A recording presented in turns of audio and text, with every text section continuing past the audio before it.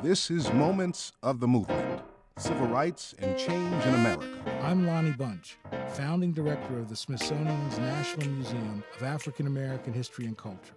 Welcome to Moments of the Movement. Though we hear a lot about bombings and physical attacks, efforts to take down leaders of the American Civil Rights Movement came in many forms. The Reverend Joseph E. Lowery knows that all too well.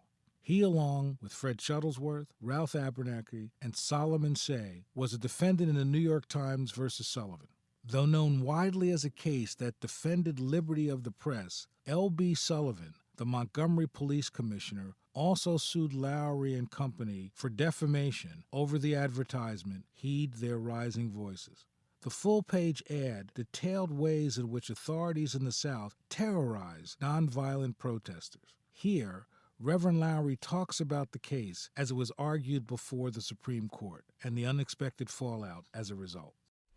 Well, I went to Mobile, Alabama, to Warren Street Church in 1952, and the NAACP was holding its regular meetings in Warren Street, so I just jumped right in with them because we had not organized SCLC at the time.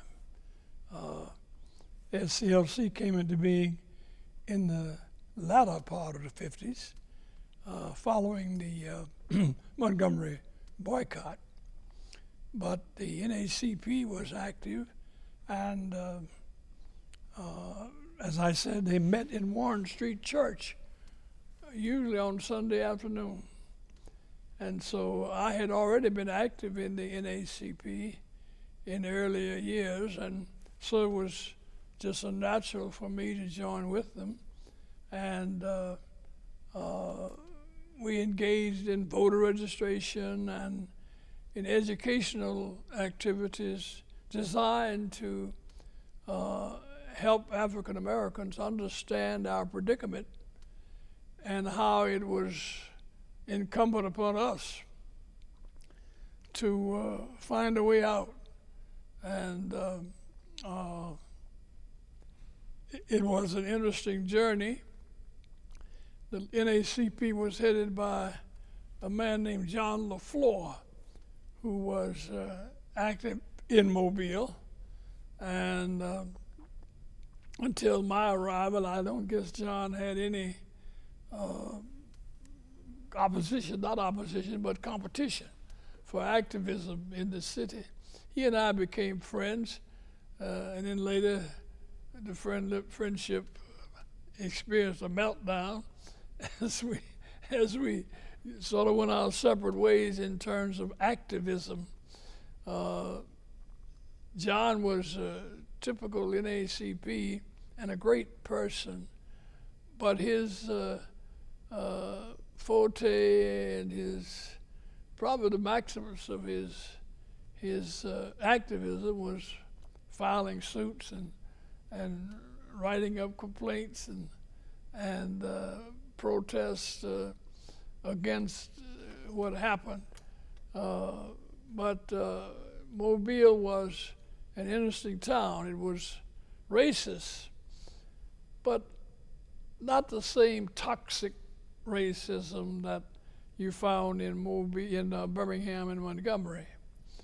So that even during later years when the movement became prominent and active, you didn't read as much about Mobile as you did Montgomery and Birmingham, because Mobile was, in many instances, quietly effecting change, and there had to be an occasional explosion of activism to keep them honest.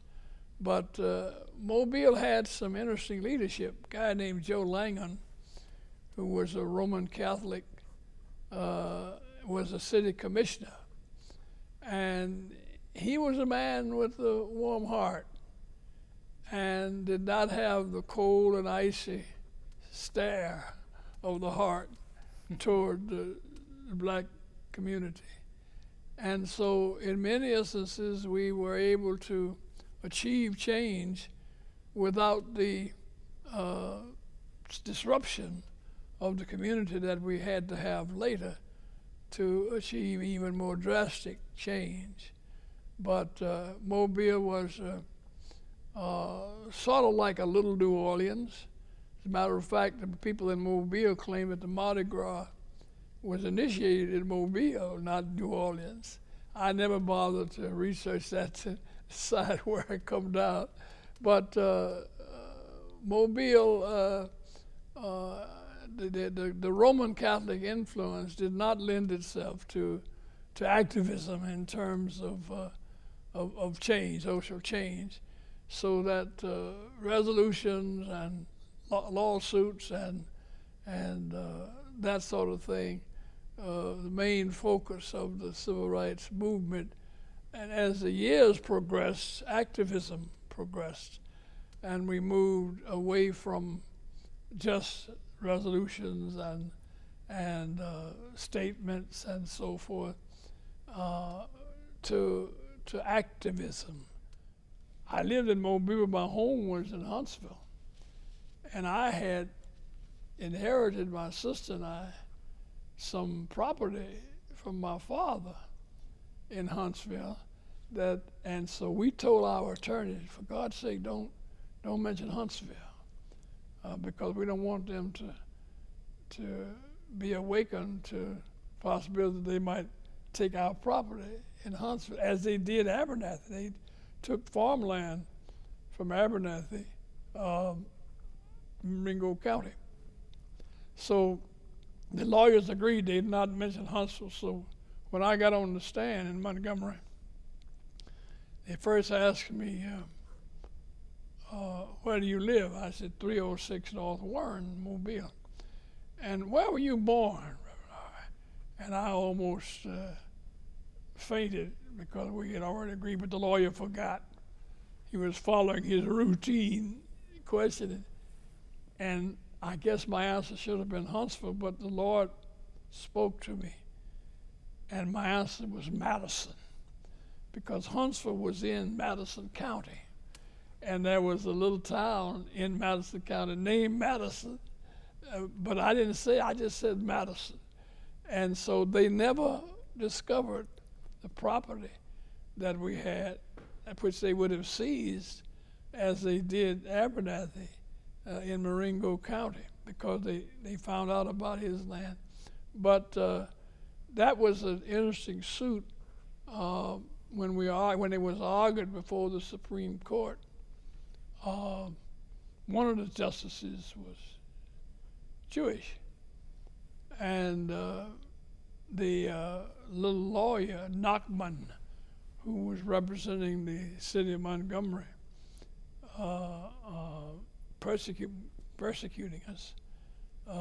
And the New York Times was sued along with the four of us, Abernathy, Shuttleworth, Say, and myself. The New York Times would not let us be covered under their bond. They made what they call a supersedus bond, but they would not let us be protected under their bond. And their reason was that if they did, it would give them some stake in Alabama citizenship, and they could be subject to persecution by the Alabama authorities if they had any reason to claim Alabama. Well, they claimed they didn't belong to Alabama. Alabama authorities had no power to attach them. But it didn't help us that they took our property. And of course, the Supreme Court later reversed the lower courts. And in an argument before the Supreme Court, I was about to say what this lawyer named Nachman was asked by the justice. Said, you demanded that the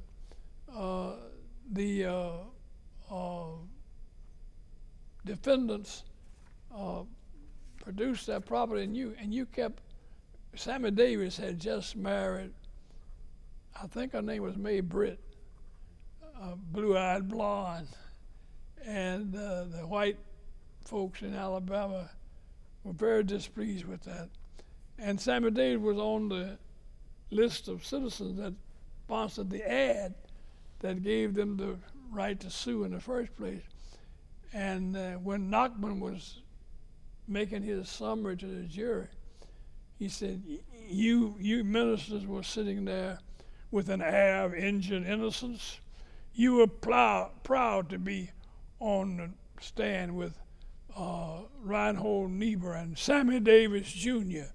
and with Harry Belafonte and Sammy Davis Jr. They called Sammy Davis' name every other name because that reminded the jurors that Sammy Davis had just married a blue-eyed blonde, and that was very, very unpleasant for the Alabama jurors. And so they didn't stay out very long. They went out and came back almost immediately and found us guilty, and took our property. But the Supreme Court later, of course, vindicated us, overruled the lower court, and when they sold Abernathy's car and Shuttleworth's car, and say they all got new cars, but my members were more astute. The Methodists boys, they went down to when they auctioned my car off in Mobile, my members went down and bid. They bid. I think they bought it for $800 or $900, and then they brought it and gave it to my wife. The fellow who did the bidding was a fellow named DeWitt, R.B. DeWitt, who was secretary of the YMCA, which was right across the street from our posses. And he bought it and brought it back and drove it in the yard and gave my wife the key, and she gave him $1. And of course the community raised the $800 or $900 and gave it back to DeWitt that he paid for the car. But I'm the only one who didn't get a new car. Well, the movement was evolutionary, although it seemed revolutionary at the time. But things changed considerably, and it became a worldwide movement. And it not only dealt with voter registration and public transportation, as it did in the beginning with buses, but it had to do with segregation as a whole. And public accommodations were significant. The court did rule clearly on public accommodations, and in '64, the courts made it very clear that segregation in public accommodation was unconstitutional, and that was a tremendous movement. I remember I was in Nashville in time, may have been '63 or first of '64, I've forgotten which, and we were demonstrating at various restaurants, and we were demonstrating in Morrison's was one of them. Morrison, which is out of business now, and I think they were bought out by Piccadilly. The fellow who owned Morrison's, I've forgotten, I think they were based in Mobile. And I was living in Nashville. I went to the governor of Tennessee and asked him to ask the president of Morrison to desegregate, and we could stop the demonstrations. And he called the head of Morrison's, and I was sitting in his office, and he told the head of Morrison, I will never, over my dead body. And the Civil Rights Act took effect, I think, in July of '64. And the Morrison's was desegregated in July, and the president died a month later. So he was true to his word. He said it would be over his dead body that blacks would eat in Morrison's. He went on and died. Oral histories were conducted by the Southern Oral History Program in the Center for the Study of the American South at the University of North Carolina at Chapel Hill on behalf of the Smithsonian National Museum of African American History and Culture and the Library of Congress. Moments of the Movement, Civil Rights, and Change in America comes to you from New Visions, New Voices, expanding the American conversation because it's time to hear the difference. With support from the Corporation for Public Broadcasting. Visit us online at newvisionsnewvoices.org.